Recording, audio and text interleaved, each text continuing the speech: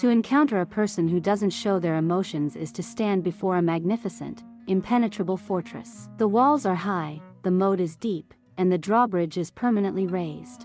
We, from the outside, see only the cold, gray stone, a facade of indifference, calm, or perhaps aloofness. We might misinterpret this fortress as empty, a barren landscape of feeling. But the truth is almost always the opposite. The fortress wasn't built to house a void.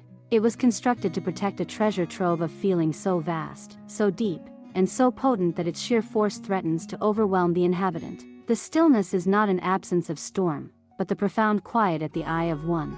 To understand this psychology is to learn the history of the fortress, its architects, its blueprints, and the treasures it guards so fiercely. No one is born with walls. We come into the world as open gardens, expressing need, joy, and distress with unself-conscious immediacy.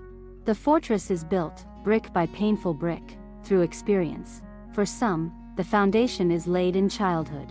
Imagine a child who cries and is told, "Stop being so sensitive," or who expresses anger and is punished for their bad behavior. When a child's emotional expressions are consistently met with dismissal, punishment, or mockery, they learn a devastating lesson. My feelings are wrong. My feelings are a burden. To be loved and safe, I must hide what I feel. This is the core of emotional invalidation.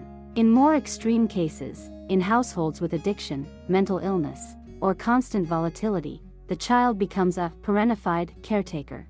Their own emotional needs become a luxury they cannot afford, and suppressing them is a survival strategy to maintain stability in a chaotic world. For others, a specific trauma, a profound betrayal, a devastating loss, a moment of intense humiliation, teaches them that vulnerability is synonymous with danger. To show emotion was to show a weakness that was exploited, a need that was rejected, or a love that was shattered. The psyche, in its brilliant, self-protective wisdom, decides, never again.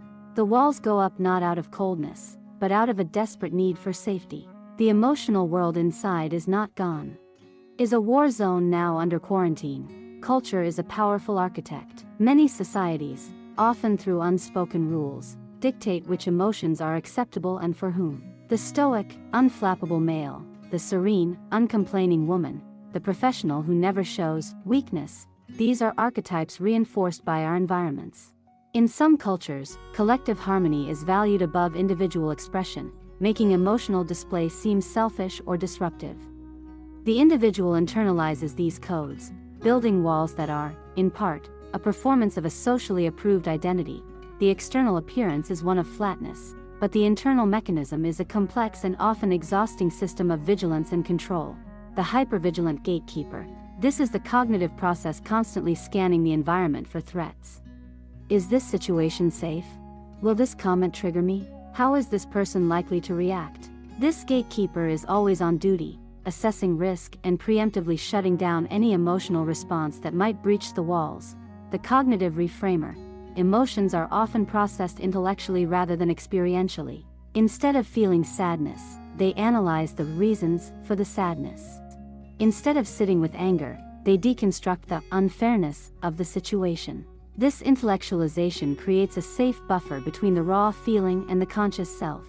It's a way of acknowledging the event without surrendering to the emotion. The physiological suppressor. This is a literal, physical act of control. When a wave of emotion rises, a lump in the throat, pricking in the eyes, a clenched jaw, the individual learns to consciously override it.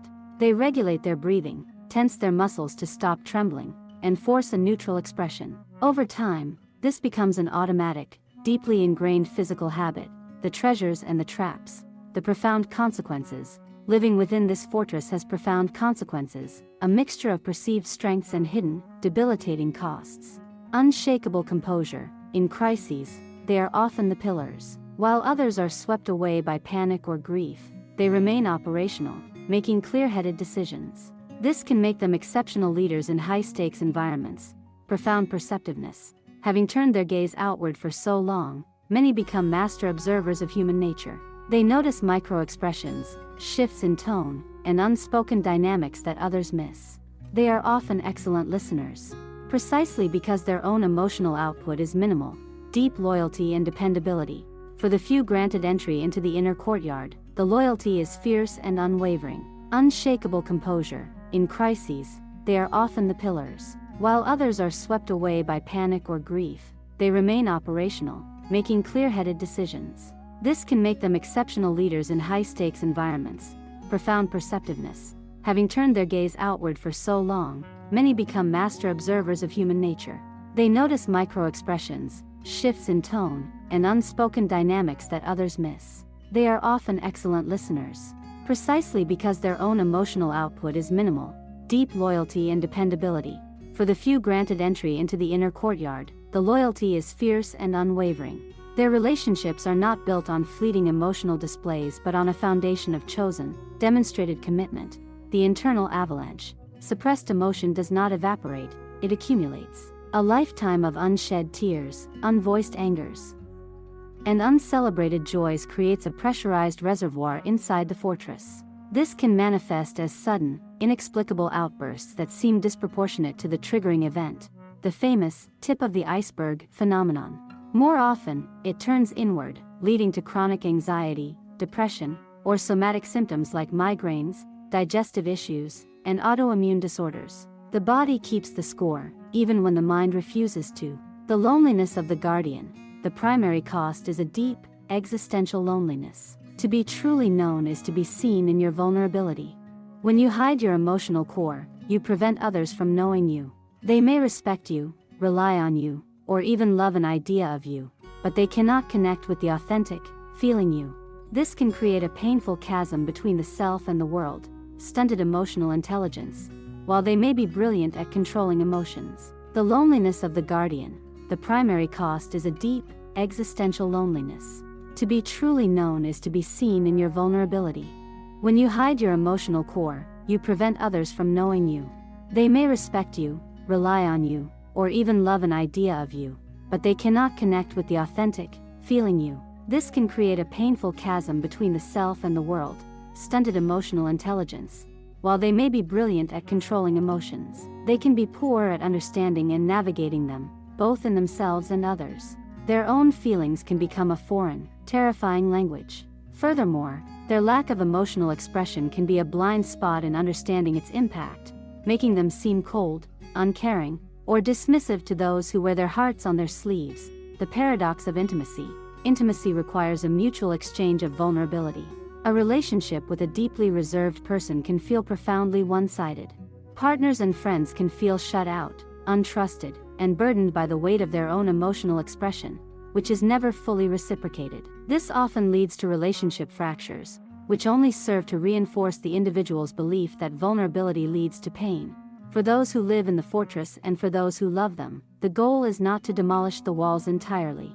The fortress was built for a reason, and its strengths are real. The goal is integration, to build a gate, to create a garden between the inner world and the outer world. This is a slow, courageous process. It begins with self-compassion, understanding that the walls were a survival strategy, not a character flaw. It involves the terrifying, step-by-step practice of vulnerability, starting with small, safe confidences. It often requires the guidance of a therapist, who can provide a safe, non-judgmental space to explore the guarded interior without fear of invalidation. It is about learning a new language, the language of feeling. Instead of, "that situation was suboptimal," learning to say, "I felt hurt and disrespected." It is about realizing that the ultimate strength is not in being invulnerable, but in having the courage to be vulnerable by choice, and the resilience to survive the times when that vulnerability is, inevitably, bruised. To stand before the fortress is to witness a profound human story. It is not a story of emptiness, but of overwhelming fullness. It is not a story of a lack of feeling, but of a feeling so powerful it had to be locked away for safekeeping. And the journey from being a guarded fortress to becoming a cultivated garden, with both protective fences and open gates, is one of the most profound transformations a human being can undertake. It is the journey from simply being safe, to finally being free.